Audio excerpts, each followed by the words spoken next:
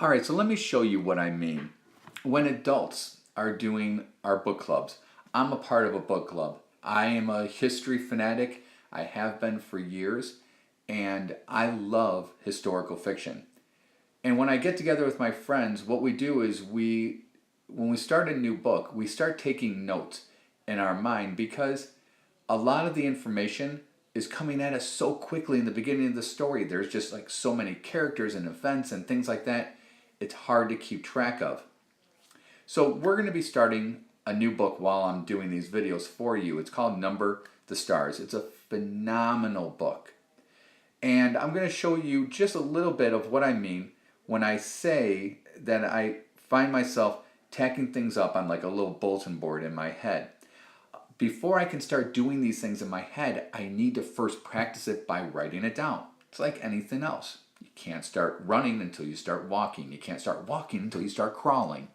And you will eventually get there. You crawl, you'll start to walk, and then you'll be running and you'll be sprinting. You will be able to get there with a little practice. So let's read this first chapter to Number the Stars. Chapter 1. Why are you running? I love the title already. It has me totally enthralled. I'll race you to the corner, Ellen. Anne-Marie adjusted the thick leather pack on her back so that the school books balanced evenly. Ready? She looked at her best friend. Ellen made a face. No, she said, laughing. You know I can't beat you. My legs aren't as long. Can't we walk like civilized people? She was a stocky 10-year-old, unlike lanky Anne-Marie. So look what I did here. These are the notes that I had in my mind as I was reading this. These are the things I was thinking about the two characters that were initially being introduced to me. There's going to be a lot of information coming at me, especially when we're reading these historical fiction books. So I have to be aware to take down some notes or even mental notes so I know who's who. So in this story, I have Anne-Marie right here. I know that she's lanky, and I know that she's a BF with Ellen. That's best friend for all of you that are just not with it. God. Then you have Ellen. Ellen is 10, she's stocky, and she's a reluctant runner, right? Why can't we run like civilized people? So I'm going to keep reading, and I'm going to see if there's anything else I can add to my chart. Information that I may want to know. It doesn't have to be about the characters only. It could be about other things that come up. As I continue reading, I want you to follow along. And as you follow along, I want you to think, is there anything else you can add to our chart about our character? And if there's anything that I read that you may not be sure what it is. Whatever you come across, make sure you jot it down. I'll bring our chart back up in a minute. She was a stocky 10-year-old, unlike lanky Anne-Marie. We have to practice for the athletic meet on Friday. I know I'm going to win the girls' race this week. I was second last week, but I've been practicing every day. Come on, Ellen, Anne-Marie pleaded. I am the distance to the next corner of the Copenhagen street. Please? Ellen hesitated, then nodded and shifted her own rucksack of books against her shoulders. Oh, all right. Ready? She said. I want you to pause the video here and then think, is there anything else that we could add to our chart about our characters to help us understand our characters better? And was there anything we came across that you weren't sure what it was? So here's a few things that I added to my chart. I added that Anne-Marie is athletic, and then I also added Copenhagen. I put Denmark in parentheses because I know that Copenhagen is in Denmark and that this story is taking place during World War II. So I put the two together and was able to figure that out. Now, what I could do if I've never seen Copenhagen or I don't know where Copenhagen is, I can also always type it out into Google Earth, and I can go to Google Earth and I can go and I can view Copenhagen. I can see where Denmark is located in the world. I can see the terrain. I can explore Copenhagen so I can get a better idea of the story that I'm reading. Always good things to do. And yes, I would expect you to do the same things with your book, in case you're wondering. What do you think? I make these videos because I enjoy it? Please. There's a reason for it. But in all seriousness, did you notice that the notes that I took, they're not really notes. It's almost just like a boxes and bullets format. And did I write a lot? One word. Actually, one word with a couple of abbreviations. One word, a number, one word. Oops, there's two words, and then a town. So the notes aren't extreme. It's just a little jot, a little information of things that I can keep track of so I can keep the book organized in my mind and find out information that I already didn't know or was unsure about. So I'm going to continue reading the story. As I'm reading, I want you to continue taking notes and recording information as you listen in preparation to submit this to the standard-based grading Dropbox. You are going to title this Number the Stars. And yes, this will be provided feedback. Pause here and get your notes ready. Here we go. Follow along as I read, and remember, take notes on the vital information you're hearing about the characters, the who, what, when, where, why, and about things that you don't understand. Go, shouted Anne-Marie, and the two girls were off, racing along the residential sidewalk. Anne-Marie's silvery blonde hair flew behind her, and Ellen's dark pigtails bounced against her shoulders.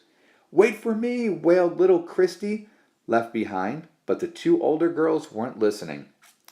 Anne-Marie outdistanced her friend quickly, even though one of her shoes came untied, and she sped along the street called Osterbrogade, past the small shops and cafes of her neighborhood here in northeast Copenhagen. Laughing, she skirted an elderly woman in black who carried a shopping bag made of string. A young woman pushing a baby carriage moved to make way. The corner was just ahead. Remember, if you need to, you can pause the video and go back so you can record vital information.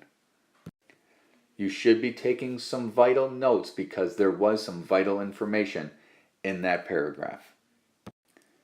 I'm going to continue reading, but there's something else I want to point out. That as you're reading, you are following the signals that the author gives you. The author is always giving you signals. And sometimes the author is going to signal that there's a section of the text that's going to contain a ton of vital information, and that you're going to have to take short notes on a lot of things. But sometimes the story will pick up its pace almost as if the author says, hey, you know what? Put down the pencil and just relax and just read, read, read. You have to be aware of the signals that the author is giving you. So I want you to listen and continue to follow on the next page the author's lead, taking written notes perhaps about the who, what, when, why, and where of the story, or about details that you want to rethink about later. And you may find that in this passage in which the author signals for you to just read. In that case, relax, put your pencil down, and let it go. But pay attention to the signals. Remember, you guys, as I read along, I want you to listen and jot down notes of important information that you hear. And be aware if there's a time that the author gives you a signal of when you shouldn't be jotting down anything and just reading. Anne-Marie sped along the street called Osterbrogade, past the small shops and cafes in her neighborhood here in northeast Copenhagen. Laughing, she skirted an elderly woman in the back who skirted an elderly lady in black who carried a shopping bag made of string. A young woman pushing a baby in the carriage decided to move and make way. The corner was just ahead.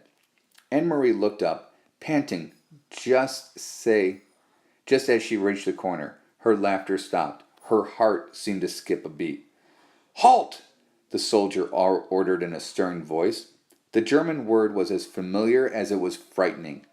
Anne Marie had heard it often enough before, but it had never been directed to her until now. Behind her, Ellen also slowed and stopped. Far back, little Christy was plodding along, her face in a pout because the girls hadn't waited for her. Anne Marie stared up. There were two of them. That meant two helmets, two sets of cold eyes glaring at her, and four shiny tall boots planted firmly on the sidewalk, blocking her path to home.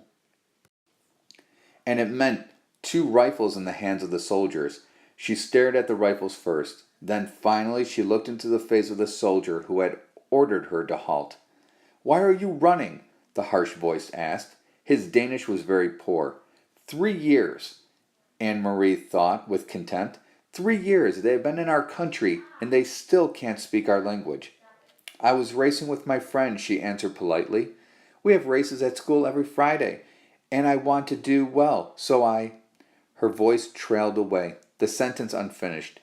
Don't talk so much, she told herself. Just answer, that's all. She glanced back. Ellen was motionless on the sidewalk, a few yards behind her. Further back, Chrissy was still sulking and walking slowly towards a corner. Nearby, a woman had come to the doorway of the shop and was standing silently, watching. One of the soldiers, the taller one, moved toward her. Anne Marie recognized him as the one she and Ellen always called, in whispers, the giraffe, because of his height and the long neck that extended from his stiff collar. So I hope, as I was reading that second part of the story over the last 2 slides, that you guys took the author's cues and didn't take any notes, because that was a time that the author really wanted you to pay attention to the action in the story. You almost got a sense of don't do anything and focus on what's happening here. There's a difference between when things are being introduced to you and there's a time of when things are happening. And you have to be able to identify those in your stories in order to synthesize those story elements of what it is that you need to take notes on and what it is that you need to stop and just pay attention to. Hey, you guys. So what I want you to do for me today while you're working and preparing for your book clubs is, I know a lot of you are still towards the beginning of your stories because we're really not that far into them. I would like you to go back to the beginning of your stories and just quickly skim and take some simple notes based on the who and the what, the when, the where, and the why of your story. Simple notes is in a boxes and bullets format. And even taking some simple notes on locations or historical events that you're not aware of, because these are all things that you can discuss during your book clubs. I would like you to take notes on these things and put them on to a post-it note or whatever format that you choose. And please make sure that you submit that work into the standard-based grading Dropbox so I can go ahead and provide you feedback and then give you a score on one of the many standards that this covers. Simple notes, you guys. Characters, events, things that are happening, things that you're unaware of. And that's going to help you comprehend your story a lot better. And these are things, like I said, that you can bring back to your book club, and you can do searches together. You can do a Google Earth tour together on a location. You can discuss the different things that you notice about a character and share those things. It's only going to enrich your discussion and help you understand your books further. So good luck today, and make sure you submit that work along with all of your other work for Reading Workshop to the standard-based grading Dropbox.